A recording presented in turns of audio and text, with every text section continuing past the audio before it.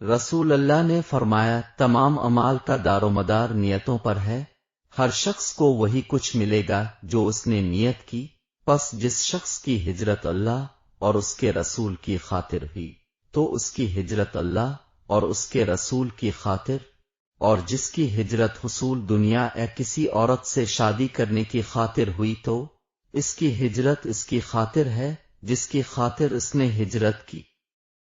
حضرت عمر بن خطاب بیان کرتے ہیں، ہم ایک روز رسول اللہ کی خدمت میں حاضر تھے کہ اس اثنا میں ایک آدمی ہمارے پاس آیا جس کے کپڑے بہت ہی سفید اور بال انتہائی سیاہ تھے، اس پر سفر کے آثار نظر آتے تھے، نہ ہم میں سے کوئی اسے جانتا تھا، حتیٰ کہ وہ دو زانو ہو کر نبی کے سامنے بیٹھ گیا اور اس نے اپنے دونوں ہاتھ اپنی رانوں پر رکھ لیے اور کہا، محمد، اسلام کے متعلق مجھے بتائیں۔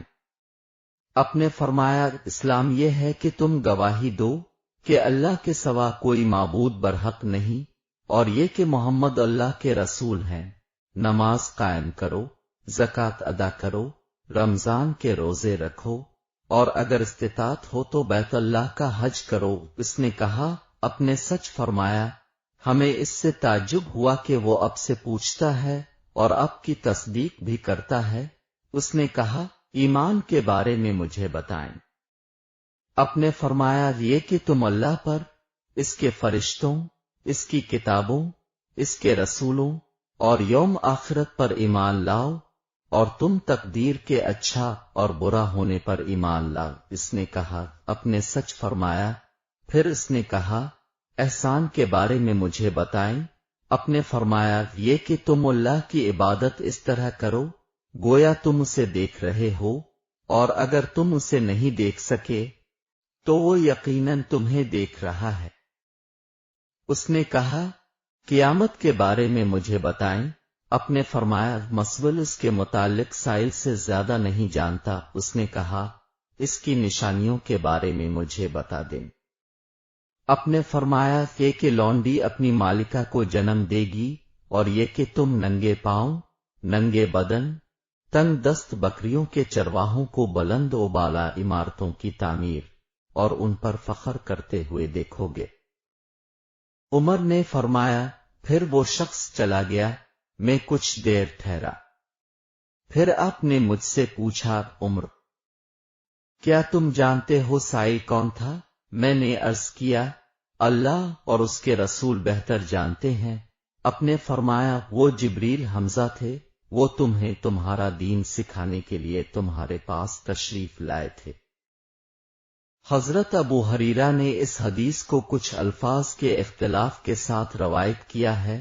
اس حدیث میں ہے، جب تم ننگے پاؤں، ننگے بدن، بہرے، گونگے لوگوں کو ملک کے بادشاہ دیکھو گے، اور یہ وقوع قیامت 5 چیزوں میں سے ہے جنہیں صرف اللہ ہی جانتا ہے۔ پھر اپنے یہ آیت تلاوت فرمائی، بے شک قیامت کا علم اللہ ہی کے پاس ہے اور وہی بارش نازل کرتا ہے۔ حضرت ابن عمر بیان کرتے ہیں، رسول اللہ نے فرمایا، اسلام کی بنیاد 5 چیزوں پر رکھی گئی ہے، گواہی دینا کہ اللہ کے سوا کوئی معبود برحق نہیں، اور یہ کہ محمد اس کے بندے اور اس کے رسول ہے، نماز قائم کرنا، زکوٰۃ ادا کرنا، حج کرنا اور رمضان کے روزے رکھنا۔ حضرت ابو ہریرہ بیان کرتے ہیں، رسول اللہ نے فرمایا، ایمان کی 70 سے کچھ زائد شاخیں ہیں، ان میں سے سب سے افضل یہ کہنا ہے کہ اللہ کے سوا کوئی معبود برحق نہیں، اور سب سے ادنا یہ ہے کہ راستے سے تکلیف دہ چیز کو ہٹا دینا، اور حیا بھی ایمان کی ایک شاخ ہے۔ حضرت عبداللہ بن عمرو بیان کرتے ہیں، رسول اللہ نے فرمایا، مسلمان وہ ہے جس کی زبان اور ہاتھ سے مسلمان محفوظ رہیں، اور مہاجر وہ ہے جو اللہ کی منع کردہ چیزوں کو ترک کر دے۔ یہ صحیح بخاری کی روایت کے الفاظ ہیں، جبکہ صحیح مسلم کی روایت کے الفاظ ہیں۔ فرمایا کہ کسی آدمی نے نبی سے دریافت کیا، کون سا مسلمان بہتر ہے؟ اپنے فرمایا، جس کی زبان اور ہاتھ سے مسلمان محفوظ ہوں۔